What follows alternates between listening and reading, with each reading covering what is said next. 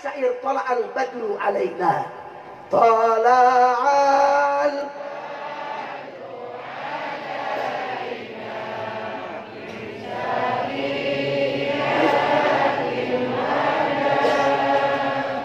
wajaba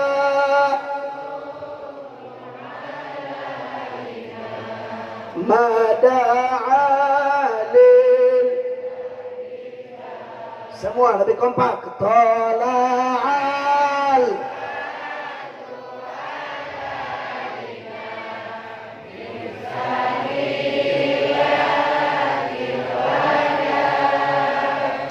wajaba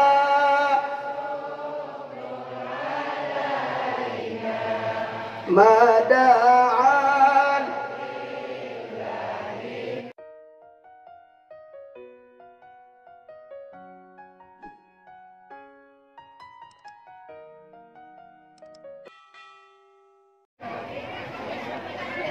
Assalamualaikum warahmatullahi wabarakatuh.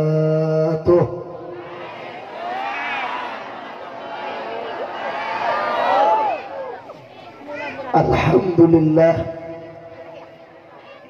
alhamdulillahilladzi arsala rasulahu rahmatan lil alamin.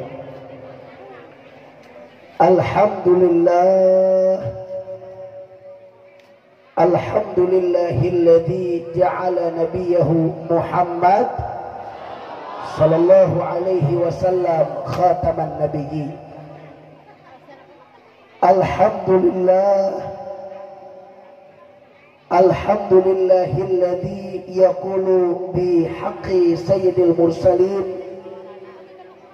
innallaha wa malaikatahu yusalluna 'alan nabi ya ayyuhalladzina amanu sallu 'alaihi wa sallimu taslima. Sama-sama semua. Allahumma salli wa sallim wa barik alaihi wa ala alihi wa ashabihi. Ashhadu an la ilaha illallah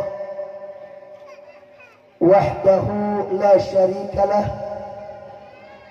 wa ashhadu anna sayyidana Muhammadan abduhu wa rasuluh la nabiyya ba'dah. Allahumma salli wa sallim wa barik ala sayyidina wa habibina wa syafi'ina wa maulana nabiyyina Muhammadin wa ala alihi tahirin tayyibin wa ashabihi al-ghuril mayamin wa man tabi'ahum bi ihsanin ila yaumiddin. Ahibba'il kiram, usikum jami'an wa nafsi bitaqwallah wa bita'ati Rasulillah sallallahu alaihi wa sahbihi wa sallam. Wallahu subhanahu wa ta'ala amarna bitaqwa wa qala ta'ala fi kitabihil aziz ya ayyuhalladzina amanu taqullaha haqqa tuqatih wa la tamutunna illa wa antum muslimun. Wa qala nabiyukum sayyiduna Muhammadun sallallahu alaihi wa sahbihi wa sallam alaika bitaqwallah fa innaha jima'u kulli khair. Sadaqallah wa sadaqa Rasulullah sallallahu alaihi wasallam faballagha ar-risalah wa adda al-amanah wa nassaha al-ummah wa jahada fi sabilillah haqqa jihadih. فنسأل الله سبحانه وتعالى أن يجعلنا جامعا من المتقين آمين ويدخلنا جنته جنة النعيم بحق سيد المرسلين والحمد لله رب العالمين. تقبل الله منا ومنكم فتقبل يا كريم. Sebelum saya lanjut, saya minta semuanya Jangan ada yang bicara, jangan ada yang berisik, karena mohon maaf kondisi keadaan kurang sehat. Suara sudah mulai habis.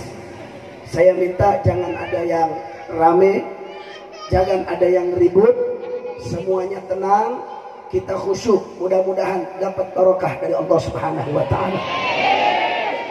Saya mau tanya sebelumnya, siap tenang? Siap tidak ngobrol? Siap khusyuk? Siap ngaji? Sallu ala nabi. Allahumma salli wa sallim wa barik alaihi. Yang saya cintai dan yang saya muliakan, wabil khusus kepada para habaib, para alimil ulama, para kiai, para kesepuhan, para tokoh masyarakat, wabil khusus yang sama kita cintai dan yang sama kita muliakan, yaitu sahibul hajat atau sahibul wasilah, yang telah mengumpulkan kita dengan wasilah beliau, yaitu Bapak Jarod Agus. Kita doakan semoga beliau beserta keluarga diberikan barokah oleh Allah Subhanahu wa taala. Mudah-mudahan diberi sehat panjang umur. Mudah-mudahan Allah jadikan pemimpin yang cinta kepada Allah dan Nabi-Nya. Jadikan pemimpin yang cinta kepada rakyat dan negerinya. Amin ya rabbal alamin. Dan juga tidak lupa salam penghormatan saya sampaikan wabil khusus kepada Al-Mukarram Al-Mukhtaram Al-Ustaz Kiai Rahim, Kiai Imran, Kiai Syakirin, Kiai Mahfud, Kiai Juhri, Kiai Sarhawi, Kiai Haji Zainal, kemudian Kiai Ilmi dari Front Pembela Islam, Kiai Saprudin dari FPI, juga Kiai Mukmin, dan juga semua para kiai, para alimil ulama yang tidak saya sebutkan namanya satu persatu. Kita doakan mudah-mudahan para tuan-tuan guru kita agar senantiasa diberikan panjang umur oleh Allah Subhanahu wa taala. Mudah-mudahan diberi kekuatan istiqamah di jalan Allah. Allah berkahi setiap langkah perjuangan dakwahnya, diberikan kemenangan dari dunia sampai akhiratnya. Amin ya rabbal alamin. Dan juga salam yang sangat istimewa saya sampaikan kepada antum semua yang hadir di tempat ini, baik kaum bapak juga kaum ibu, pemuda pemudi. Mudah-mudahan kumpulnya kita di tempat ini menjadi penyebab turunnya rahmat dan barakah dari Allah Subhanahu wa taala. Dan tidaklah kita keluar dari tempat ini melainkan segala dosa dan kesalahan kita diampuni oleh Allah. Mudah-mudahan kita semua yang hadir diberikan panjang umur. Yang lagi sakit Allah angkat penyakitnya. Yang lagi sempit Allah lapangkan hatinya. Yang lagi usaha Allah lancarkan usahanya. Mudah-mudahan keluarga kita jadi keluarga sakinah, mawaddah, warahmah. Diberikan keturunan yang soleh dan solehah. Yang terpenting kelak kita semua mati dalam keadaan husnul khatimah. Dan kita semua masuk ke dalam surganya Allah dan dikumpulkan bersama baginda Nabi besar Muhammad.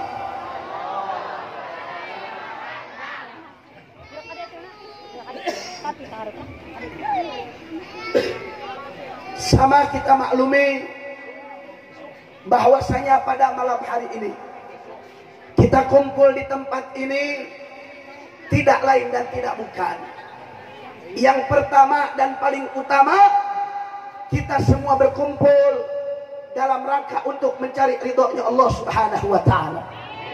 Oleh karena itu, dengan niat kita yang tulus kepada Allah, mudah-mudahan tidaklah selesai acara ini melainkan Allah memberikan keridhaan kepada kita semua. Amin ya rabbal alamin. Dan juga kita berkumpul pada malam hari ini yaitu dalam rangka untuk memperingati manusia, yaitu memperingati kelahiran manusia yang besar, yang memiliki nama yang besar dan memiliki sejarah yang besar. Kenapa beliau memiliki nama besar, sejarah besar, pengaruh yang besar? Karena tidak lain dan tidak bukan, beliau dididik langsung oleh yang maha besar, yaitu memperingati hari kelahiran Nabi besar Muhammad sallallahu alaihi wasallam. Dan juga kita berkumpul pada malam hari ini, yaitu dalam rangka tasyakur atas kemenangan, yaitu Pilkades daripada Desa Parung Panjang, yang alhamdulillah Allah memberikan sekali lagi, yaitu amanat, yaitu untuk memimpin daripada Desa Parung Panjang ini, yaitu kepada Bapak Kepala Desa, Bapak Agus dan keluarga. Alhamdulillah, alhamdulillahirabbil alamin.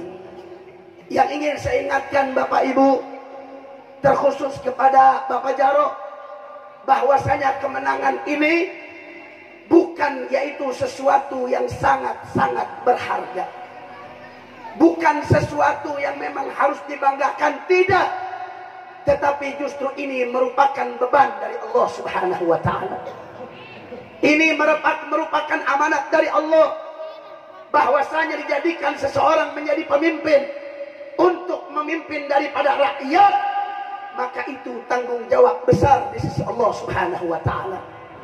Oleh karena itu, yang saya ingin ingatkan, kita ini bersyukur harus wajib, tetapi jangan lupa kita tidak boleh takabur terhadap Allah, tidak boleh merasa bangga sendiri, tidak boleh merasa puas. Karena kenapa? Karena hal seperti itu yang tidak disukai oleh Allah Subhanahu wa Ta'ala. Tapi alhamdulillah, kita semua berkumpul di tempat ini dalam rangka tasyakur kemenangan beliau.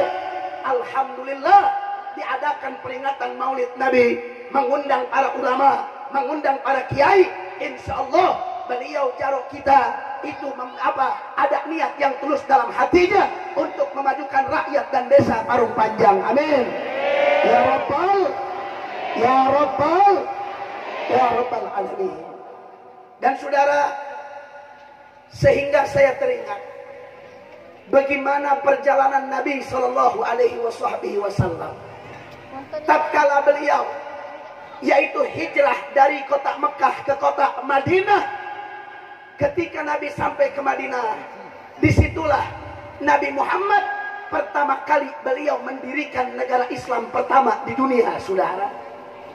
Yang intinya bahwasanya dalam kejadian tersebut, di situ ada beberapa hikmah yang wajib untuk para pemimpin jalankan dengan sesuai syariat Nabi Muhammad.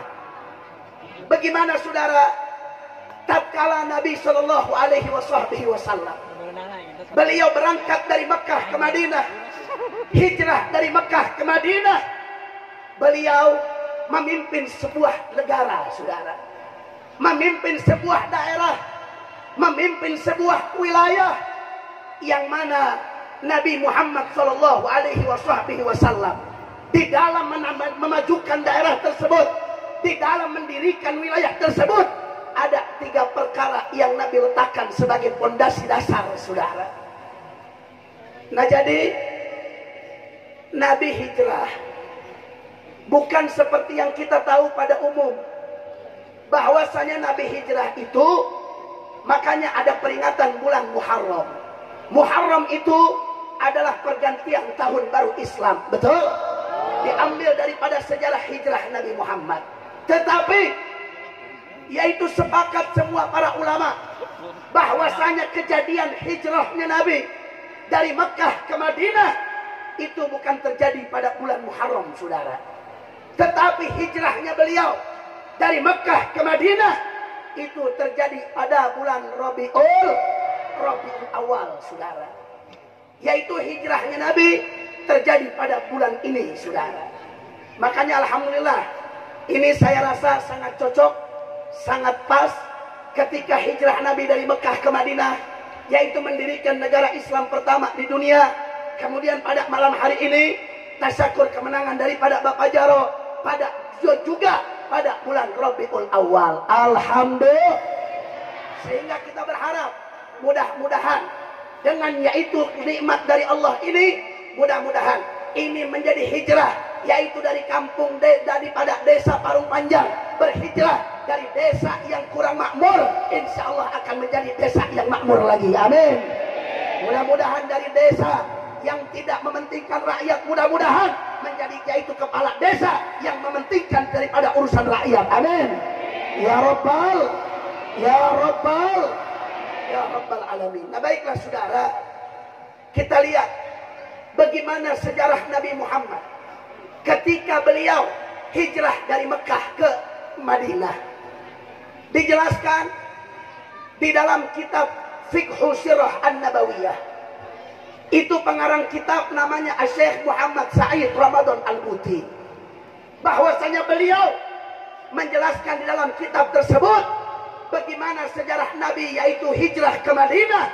Dan ketika sampai Nabi di Madinah untuk memimpin sebuah negara, ada 3 pondasi yang Nabi letakkan dalam negara tersebut, saudara. Sehingga dengan 3 pondasi inilah Nabi Muhammad mendapatkan kemenangan dan barokah dari Allah Subhanahu wa taala. Ketika Nabi yaitu hijrah dari Mekah ke Madinah. Ketika Nabi sampai masuk di Madinah, Nabi Muhammad sebelum beliau masuk ke kota Madinah, orang-orang Madinah menyambut Nabi dengan luar biasa, saudara. Orang-orang Madinah, mereka keluar daripada rumah mereka. Mereka keluar dari kampung-kampung mereka. Mereka semua berada di jalan untuk menyambut kekasihnya baginda Nabi besar Muhammad.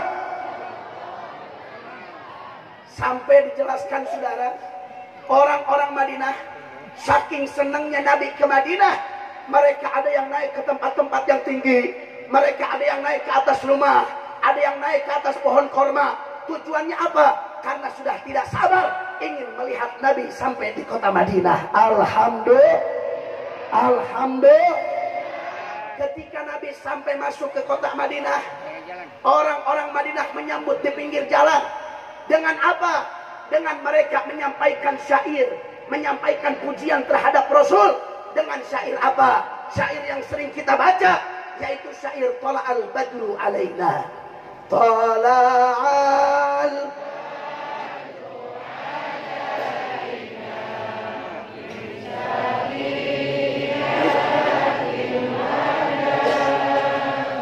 wajib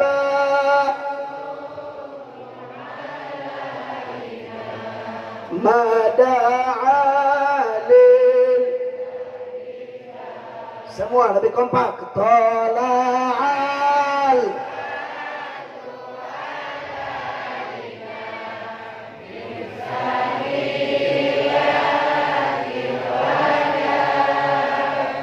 wajib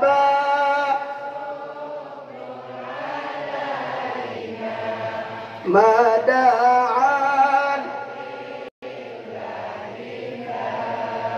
Jadi saudara, ketika Nabi masuk ke kota Madinah, Nabi disambut dengan pujian ini oleh orang-orang Madinah.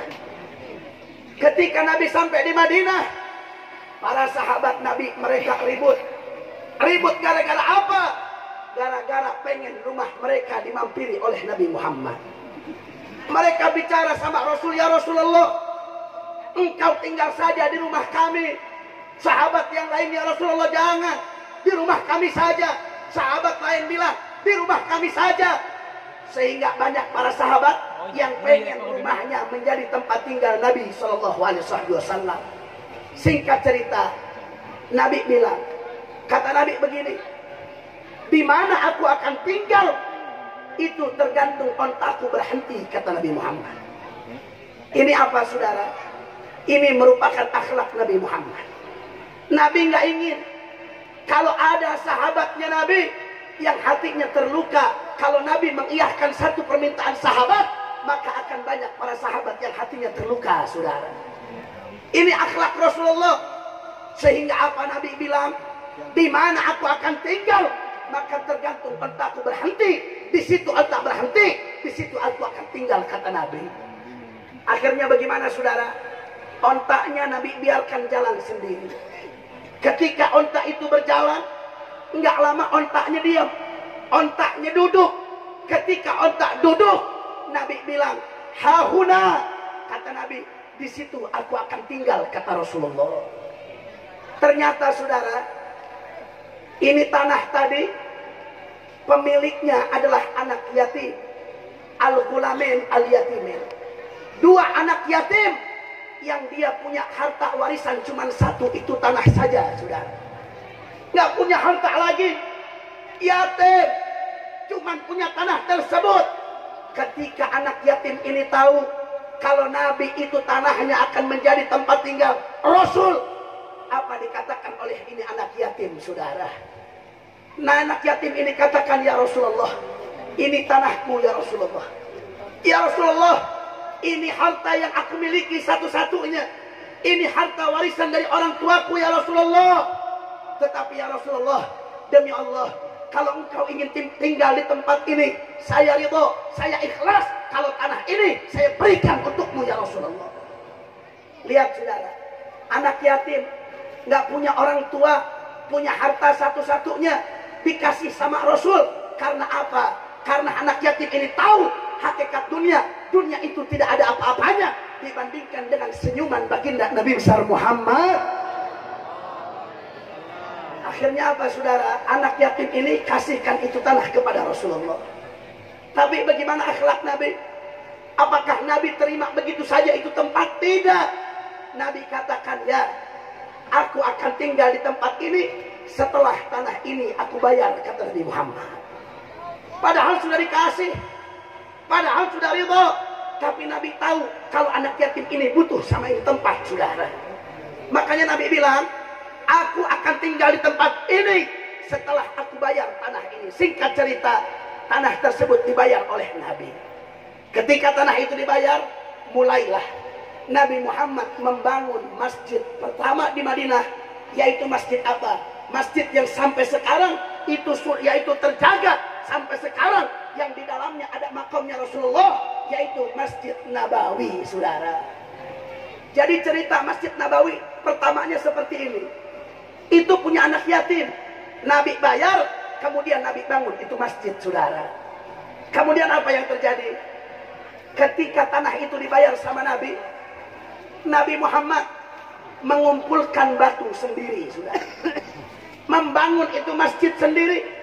Nabi kumpulkan batu-batu, Nabi susun itu batu dengan tangannya yang mulia, yang mana demi Allah tidak ada tangan yang lebih mulia di atas muka bumi kecuali tangan Nabi Muhammad, saudara. Nabi kumpulkan batu sendiri, Nabi ambil batu sendiri, Nabi susun itu batu sendiri. Pertanyaannya, saudara, kenapa Nabi Muhammad tidak memerintahkan kepada para sahabatnya, saudara? Tapi kenapa Nabi lakukan sendiri? Inilah uswatun hasanahnya Nabi. Apa hikmahnya, saudara? Padahal kalau Nabi dia memerintahkan kepada para sahabatnya untuk membangun itu masjid, sahabat semua akan ikut bantu Nabi, saudara. Tapi Nabi tidak banyak berkata-kata, Nabi tidak banyak omong, tetapi Nabi sebagai pemimpin, Nabi banyak melakukan perbuatan, pembuktian daripada kata-kata, saudara. Sehingga apa? Nabi Muhammad ketika dilihat oleh para sahabat, Nabi sudah mulai membangun, Nabi sudah mulai kumpulkan batu. Sahabat bingung, saudara. Sahabat bingung, lihat Nabi sudah ngambil batu sendiri, lihat Nabi bangun masjid sendiri. Akhirnya mereka kebingungan, ribut di antara mereka. Lihat Nabi sudah mulai membangun, Nabi sudah mulai yaitu mengumpulkan batu. Lantas apakah kita diam saja seperti ini? Ini keliru, kata mereka, saudara. Akhirnya apa? Tanpa diperintah para sahabat, mereka langsung berbondong-bondong membantu pembangunan masjid yang dibangun oleh Nabi Muhammad. Hikmahnya apa, saudara? Terkhusus untuk para pemimpin, terkhusus untuk para pejabat. Kalau engkau ingin dicintai oleh rakyat, kalau engkau ingin diikuti oleh rakyat, kalau engkau ingin supaya rakyat cinta kepada kalian, satu, jangan banyak berkata-kata, tapi lakukan saja pembuktian, rakyat otomatis akan cinta kepada kalian, saudara. Betul? Betul? Tapi zaman sekarang bagaimana, Bu? Zaman sekarang bagaimana, Pak? Kebanyakan pemerintah saat ini, kebanyakan para pejabat saat ini, mereka tak kala pemilihan datang ke rakyat belusukan ke sana ke sini. Mereka janji umbar kata-kata, kata-katanya ribuan. Dia janji kepada rakyat begini, begini, begini. Tetapi setelah jadi tidak ada satupun yang terrealisasi terhadap rakyat, melainkan hanya yaitu janji-janji palsu belaka, saudara. Betul? Betul? Betul? Nah, ini yang ingin saya ingatkan kepada Bapak Jarod. Kalau rakyat pengen cinta, gampang. Yang rakyat butuhkan pembuktian, bukan cuma kata-kata, saudara. Betul? Yang rakyat butuhkan adalah yaitu perbuatan, bukan hanya sekedar janji-janji. Karena kenapa? Karena rakyat sekarang mereka sudah kenyang, mereka sudah puas dengan apa? Dengan janji-janji belaka para pejabat pemerintah, saudara. Betul? Betul? Jadi saya mau tanya semua, butuh janji, butuh bukti. Butuh janji, butuh bukti. Butuh janji, butuh bukti. Kita semua butuh bukti. Betul? Betul? Nah, insya Allah. Dan kita pun doakan para pemimpin, khususnya Bapak Jarod, mudah-mudahan dia diberikan kekuatan oleh Allah untuk membuktikan apa yang dia katakan. Amin. Ya Rabbal, ya Rabbal. Kemudian saudara, itu yang pertama Nabi kali yaitu dirikan bukan gedung parlemen. Nabi mendirikan negara.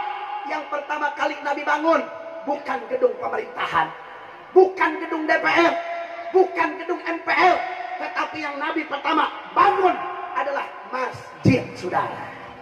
Adalah masjid. Jadi saudara, kenapa Nabi Muhammad pertama kali mendirikan negara yang dibangun oleh Nabi masjid? Kenapa?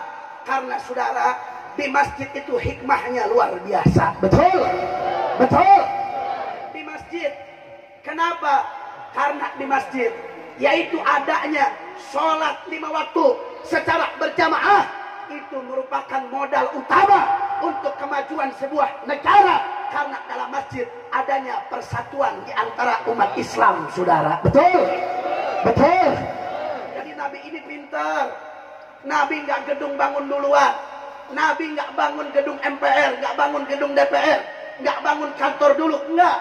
Tapi yang Nabi bangun pertama kali adalah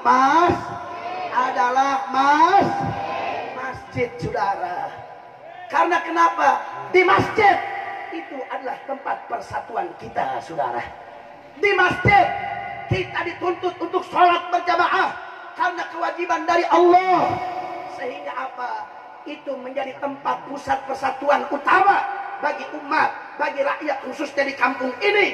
Karena ini kampung, karena ini desa mayoritas muslim, maka tempat paling utama yaitu markas persatuan kita adalah masjid, saudara. Kemudian apa?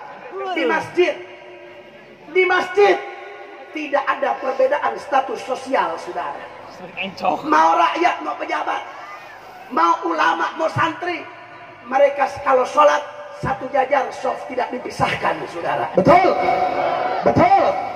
Makanya mustahil sebuah daerah ingin maju, sebuah wilayah ingin maju, ingin sukses, ingin makmur. Kalau apa? Kalau yaitu perbedaan status sosial tidak dihilangkan di antara rakyat, saudara. Betul? Makanya Nabi pintar. Nabi bangun masjid, kenapa? Karena supaya tidak ada perbedaan status, supaya tidak ada perbedaan sosial. Karena kenapa? Di dalam masjid, mau rakyat, mau pejabat, mau ulama, mau santri, mereka kalau sholat tidak dipisahkan, satu jajar bareng-bareng di hadapan Allah Subhanahu wa Ta'ala. Betul? Betul? Di situ adanya persatuan, saudara. Kira-kira jelas apa tidak? Jelas apa tidak? Makanya Bapak Jarod, saya nitip, perhatikan masjid. Betul? Perhatikan masjid. Makmurkan di seluruh, yaitu di seluruh wilayah yang ada di wilayah ini masjid. Makmurkan dia. Karena apa? Karena itu modal pertama persatuan kita. Kalau desa kita ingin maju, ingin makmur, saudara. Betul? Betul? Makanya mustahil. Kalau tidak ada persatuan, sebuah wilayah akan maju, itu namanya mustahil, saudara. Betul? Makanya persatuan itu harus dituntun. Persatuan itu jangan sampai kita kebelakangi. Tapi persatuan adalah modal utama kalau ingin menuju suatu daerah yang adil, makmur, berjaya, dan insya Allah akan membawa barokah dari Allah Subhanahu wa Ta'ala. Amin. Ya Rabbal Alamin. Jadi Nabi Pertama kali mendirikan masjid bukan gedung kantor, saudara. Yang kedua, ketika Nabi sudah mendirikan masjid, apa yang dilakukan oleh Nabi? Nabi yaitu mempersatukan kaum muslimin, saudara. Nabi mempersatukan kaum muslimin, yang Ansor, yang Muhajirin. Nabi persatukan mereka supaya apa? Supaya umat tidak pecah belah, saudara. Jadi ini yang Nabi lakukan. Tatkala Nabi mendirikan sebuah daerah, Nabi mempersatukan umat Islam, saudara. Nabi dipersatukan umat Islam, baik yang Ansor, yang Muhajirin, Nabi persatukan. Sehingga apa? Dalam riwayat dikatakan banyak para sahabat yang dipersatukan secara khusus oleh Nabi. Contohnya Sayyidina Abu Bakar disaudarakan dengan fulan, Sayyidina Umar disaudarakan dengan fulan, Sayyidina Utsman disaudarakan dengan fulan, Sayyidina Ali disaudarakan dengan fulan. Sehingga banyak para sahabat yang dipersaudarakan secara khusus oleh Nabi besar Muhammad. Gunanya untuk apa, saudara? Persaudaraan diperhatikan. Karena mustahil sebuah negara akan maju, sebuah daerah akan maju, sebuah desa akan maju kalau persaudaraan di antara rakyat tidak dibina dengan kuat, saudara. Betul. Makanya jangan mau pecah belah. Jangan mau kita pecah belah.